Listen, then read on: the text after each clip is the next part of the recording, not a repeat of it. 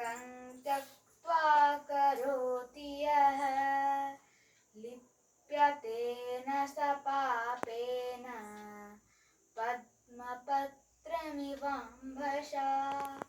कायेन मनसा बुद्ध्यात् केवलैरिन्द्रियैरपि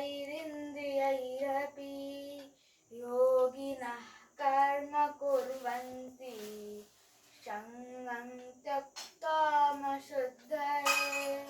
युक्तः कर्मफलं त्यक्त्वा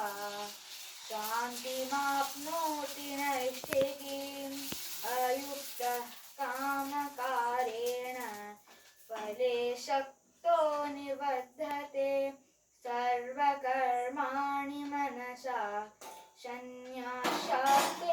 खम्बसि न बद्ध्वारे पुरे देहि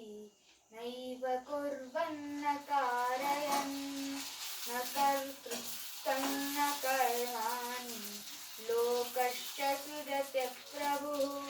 न कर्मफलसंयोगं स्वभावस्तु प्रवर्तते नादते कस्यचित् पापं न चैव सुकृतं विभुः अज्ञानेनावृतं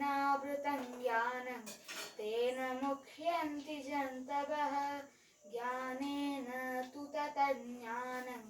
येषां नाशितमात्मनः तेषामादित्यवज्ञानं प्रकाशयति तत्परं तद्बुद्धयः सदात्मानः तन्निष्ठास्तपरायणाः